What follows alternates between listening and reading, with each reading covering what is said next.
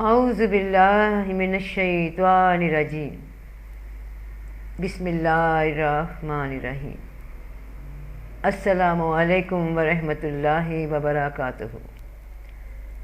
انسانی بنیادی حواس، یہ دیکھنا، سننا، چکھنا، چھونا، سونگھنا، ساری عمارت اسی پہ ٹکی ہے۔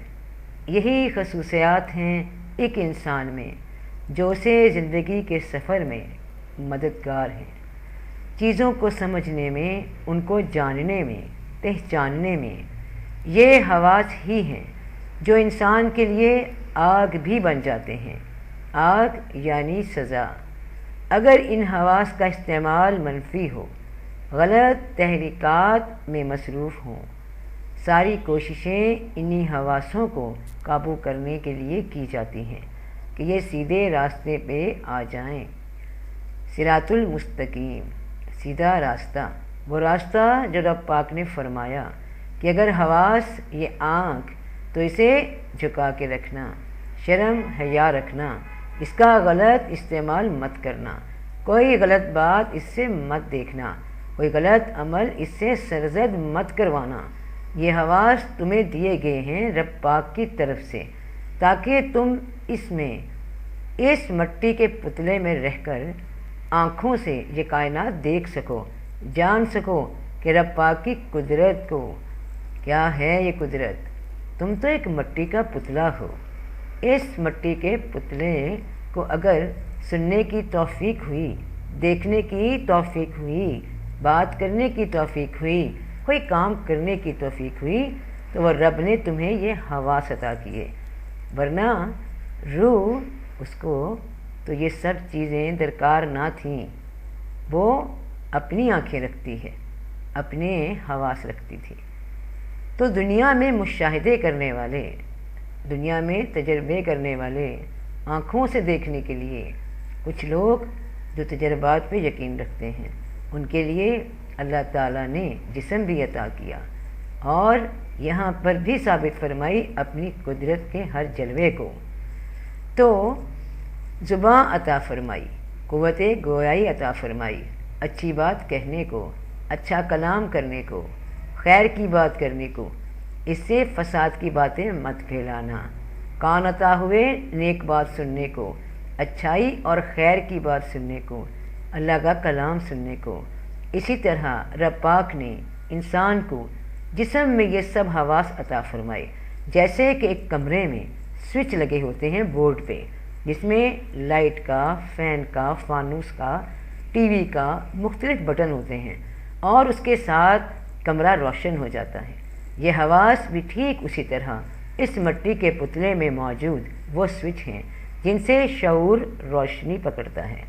انسان میں سانس آیا، سانس کے ساتھ انسان میں سوچ پیدا ہوئی، پھر سوچ میں چلنے والے خیالات چاہے خیر کے تھے یا برائی کے، وہ اثر ڈالتے ہیں ان حواسوں پہ، پھر حواس کام کرتے ہیں اپنی خواہش یا نیت کے مطابق، ان کا فعل بدلتا رہتا ہے۔ کسی کو خیر کی نگاہ سے دیکھا تو اس کی خیر سنی، اس کی خیر کہی۔ حواس، یہ پانچوں حواس ایک ساتھ پھر خیر کی طرف مڑ جاتے ہیں۔ ایسا کبھی نہیں ہوتا کہ آنکھ جسے خیر سے دیکھ رہی ہو، نیکی سے دیکھ رہی ہو، کان اس کے لیے برائی سنے۔ یہ حواس ایک ہی وقت میں یا مثبت سوچ پہ چلتے ہیں یا منفی نیگیٹو سوچ پہ ایک ساتھ سفر کرتے ہیں۔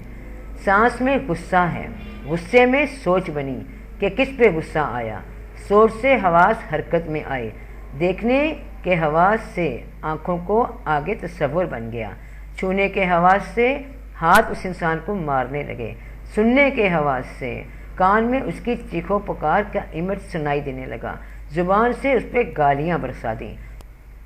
یہ مکمل سکیچ یکایک تمام حواس کے اکٹھے ہو جانے پہ بن گیا اور اب صرف عمل رہ گیا۔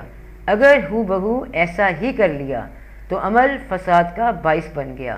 سانس کی سوچ نے اتنا رکنے ہی نہیں دیا کہ تحمل سے سوچا جا سکے کہ دوسرے انسان کی خطا کیا تھی، آیا قابل معافی بھی تھی یا خود صبر کرنے والی تھی۔ یہ سب تو ذہن سے موقوف ہو گیا۔ اس پہ زور پکڑا حواسوں نے، اور انسان نے غصے میں، جلد بازی میں وہ عمل کر لیا جس کا بعد میں اسے پچھتاوا ہونے لگا۔ یہ آگ جوش و جذبے کی انسان کے اندر ہی پلتی ہے۔ ایک انسان ہے جو گھرا ہوا ہے حواسوں کے بیچ، خیالوں کے بیچ، سوالوں کے بیچ۔ اگر یہ حواس تمہیں سوچنے کا موقع نہیں دیتے، جیسے کہ بیشتر خواتین و حضرات کہتے ہیں کہ ہمیں اپنے غصے پہ کنٹرول نہیں، سوچتے ہیں کہ کافی فخر کی بات ہے کہ لوگ دب جاتے ہیں، ڈر جاتے ہیں کہ بہت غصے والا انسان ہے، جبکہ نہایت بزدلی یہ عمل انسان کا نہایت بزدلی کا ہے۔ حواس اسے کنٹرول کر رہے ہیں۔ جس بات کو وہ خوبی سمجھ رہا ہے وہ بزدلی ہے، اپنے ہی نفس کے ہاتھوں اس کی ہار ہے، جسے قابو وہ نہیں کر سکا یا نہیں کر سکی۔ شخصیت تباہ ہوئی، کردار تباہ ہوا، دنیا تباہ ہوئی، دین تباہ ہوا، آخرت تباہ ہوئی۔ تمہارے وجود سے جڑے یہ 5 حواس یہاں تک اپنی سوچ کے معاملے کو پہنچنے سے پہلے باطن میں ہی سوچ کا تجزیہ کر لیا کرو، کیونکہ جب سوچ ان حواسوں کے حوالے ہو جاتی ہے تو عمل میں آ جانے کا پروسیس اس کا آغاز ہو جاتا ہے۔ یہ بالکل اسی طرح ہے جس طرح کہ تیر ابھی کمان میں ہے، یعنی سوچ میں ہے، باطن میں ہے، دماغ میں ہے، تمہارے اپنے ہاتھ میں ہے، روح تک ہے۔ تب تک اس کی سمت تعین کرنا تمہارے ہاتھ میں ہے، قابو میں ہے۔ ایک بار یہ تیر، یہ سوچ تمہاری روح سے نکل کر بدن کے حواسوں کے پاس آ گیا تو یہ کام کا سلسلہ پھر چل پڑا۔ جیسے تیر واپس نہیں آ سکتا چلنے کے بعد، پھر وہ جدھر چلا وہی نشانہ بنے گا۔ تم دونوں ایک دوسرے کے دشمن ہو، تم یعنی روح اور تم یعنی نفس۔ روح اور نفس تم میں موجود ہیں۔ یہ نفس روح کے موافق عمل شروع کر دیں یا روح نفس کی بات ماننا شروع کر دے، 2 ہی راستے ہیں ان کے ایک ساتھ ہو کر چلنے میں۔ تو نیت، کسی عمل کی اصل سوچ، روح کی سوچ، اب عمل میں لانے کے لیے نفس کی ضرورت ہوئی۔ حواس ساتھ چلے، جسم سے عمل کر دکھایا، عمل کا نتیجہ محفوظ ہو گیا، نامہ اعمال میں درج ہو گیا۔ تو بس یہ خیال کرنا بہن بھائیوں کہ سوچ سے ہی یعنی نیت سے ہی الفاظ وہ لے کر چلنا، تصور وہ لے کر چلنا جو نیکی کے ہوں، خیر کے ہوں، پھر اس پہ قائم رہنا، کیونکہ آگے چوکی لگی ہے جہاں شیطان موجود ہے، روح سے باہر نفس کے ساتھ، جس نے رب پاک کو کہا کہ میں تیرے بندوں پہ حملے کروں گا، دائیں سے بھی بائیں سے بھی انہیں گمراہ کروں گا، اور تو بہت سے لوگوں کو ناشکرا پائے گا۔ یہ ہے وہ چوکی کا مقام جہاں تمہاری سوچ کو ورغلانے کو شیطان موجود ہے۔ یہ ہے مقام نفس کا، حواس کا، کیونکہ شیطان کا زور انسان کی روح پہ نہیں چلتا۔ وہ روح کو نقصان اگر پہنچا سکتا ہے تو اس کی سوچ سے ہی، جو اس سے اگلے مقام پہ جہاں حواس کی سوچیں کام کرتی ہیں وہاں سے۔ وہاں انسان کی سوچ پیکنگ کے مراحل سے گزرتی جاتی ہے، جیسے فیکٹری میں لاسٹ سٹیج پہ کوئی پروڈکٹ پیک ہو رہی ہوتی ہے، تیار ہو چکی ہوتی ہے، بس اب پیکنگ اوپن ہونے کی دیر ہوتی ہے دنیا کی مارکیٹ میں جا کر عمل کے دوران۔ یہاں بچنا، اس مقام پہ بچ کر، سنبھل کر، سوچ کر نکلنا، محفوظ کرنا اپنے عمل کو، اس کے لیے غور رکھنا اپنی سوچ پہ، اپنی نیت پہ، کیونکہ عملوں کا دار و مدار نیتوں پہ ہے۔ رب تمہاری نیت دیکھتا ہے۔ نیت نیک لے کے چلنا، پھر قدم بڑھانا، یہ دانش مندوں کا کام ہے۔